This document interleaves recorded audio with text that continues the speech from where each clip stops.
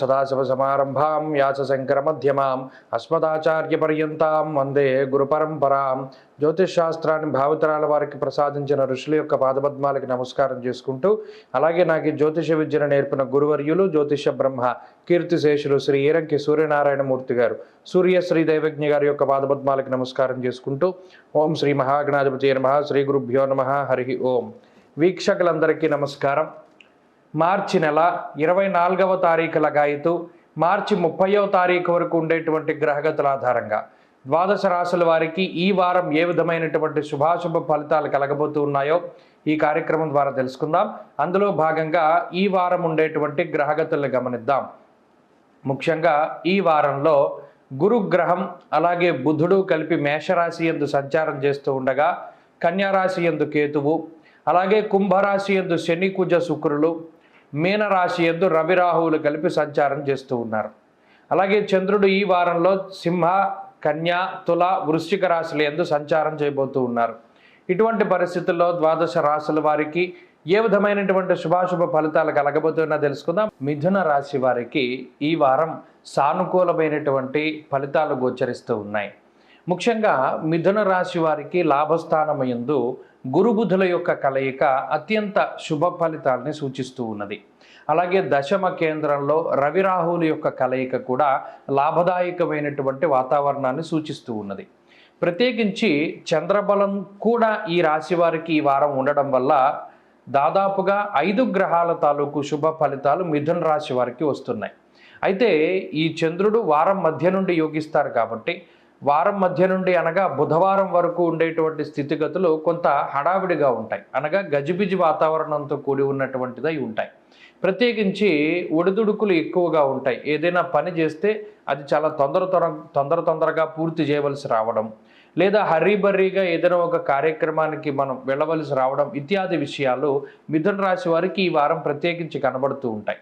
అయితే లాభస్థానం ముందు ఎప్పుడైతే గురుబుధుల యొక్క సంచారం ఉన్నదో ఇది ఆర్థిక పరమైనటువంటి ఇబ్బందులను వేటిని కూడా దగ్గరకు రాకుండా చేస్తుంది.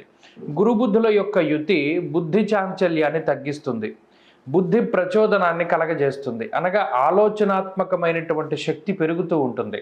ఏ నిర్ణయం ఎప్పుడు తీసుకోవాలి, ఏ సందర్భంలో ఎలా మాట్లాడుతూ ఉండాలి, దేనికి ఏ విధంగా ప్రతిస్పందిస్తూ ఉండాలి అనేటువంటి ఆ చతురత, ఆ చాకచక్యం ఇవన్నీ కూడా ఈ గ్రహస్థితి కల్పిస్తూ ఉంటుంది. అందువల్ల ఏ విధమైనటువంటి ఇబ్బందులు ఉన్నా వాటన్నిటి నుండి కూడా బయటపడుతూ ఉంటారు. మీ యొక్క తెలివితేటలు, ప్రజ్ఞ, మేధస్సు ఆ రకంగా పనిచేస్తూ ఉంటాయి. అయితే దశమ కేంద్రంలో ఉండేటువంటి రవి రాహువులు ఉద్యోగపరమైనటువంటి ఇబ్బందుల్ని దూరం చేస్తూ ఉంటారు. ప్రత్యేకించి దశమంలో దిగ్బలయుక్తుడైనటువంటి రవిగ్రహం ఉద్యోగపరమైనటువంటి సమస్యల్ని దూరం చేస్తారు. ఆ ఒత్తిడి కానీ, కొత్త ఉద్యోగం మీకు లభించేలా చేయడం కానీ, లేదా ఉద్యోగపరంగా ఏదైనా మార్పు జరగాలి అంటే ఆ మార్పు చక్కగా జరిగేటువంటి విధంగా రవి ప్రోత్సహిస్తూ ఉంటారు. అంతేకాక రవి ఉత్సాహానికి కారకులు. జీవితంలో ఏదో ఒక రకమైనటువంటి ఇబ్బందులతో బాధపడుతూ ఉండేటువంటి మిథున రాశి వారికి రవిగ్రహం కొంత ఉత్సాహాన్ని ఇస్తూ ఉంటారు. తత్ఫలితంగా ఉన్నటువంటి ఇబ్బందులన్నిటి నుండి కూడా తొందరగా బయటపడేటువంటి అవకాశాలని, సావకాశాలని, పరిస్థితుల్ని కూడా ఈ గ్రహస్థితి కల్పిస్తూ ఉంటుంది. ఇక్కడ భాగ్యస్థానంలో 3 గ్రహాలు, శుక్రుడు కానీ, అలాగే కుజుడు కానీ, శని కానీ, ఈ 3 కూడా కొంత పుణ్యార్జన చేయకుండా అడ్డుపడుతూ ఉంటారు, అనగా పుణ్య కార్యక్రమాల జోలికి వెళ్లకుండా ఉంటారు. దేవాలయాల యొక్క సందర్శనం చేయకుండా, అలాగే దాన ధర్మాది కార్యక్రమాలు, పూజా కార్యక్రమాలు ఏవైనా సరే వాయిదా వేసుకునేటువంటి విధంగా ఈ గ్రహస్థితి ప్రోత్సహిస్తుంది. అంతేకాక అనవసరమైనటువంటి ధనం ఖర్చు చేయడానికి, అంటే ఎక్కువగా మీరు సంపాదించేటువంటి డబ్బు అంతా కూడా ఖర్చు చేయడానికి కూడా ఈ గ్రహస్థితి కారణమవుతుంది.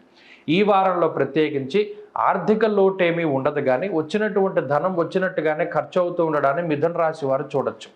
ఆరోగ్యాభివృద్ధి ఉంటుంది, అలాగే ఉద్యోగంలో అభివృద్ధి ఉంటుంది, సమాజంలో గౌరవ మర్యాదలు పెరుగుతూ ఉండడం, కుటుంబ సభ్యులతో ఉండేటువంటి ఇబ్బందులు తగ్గుముఖం పట్టడాన్ని ఈ వారంలో చూడవచ్చు.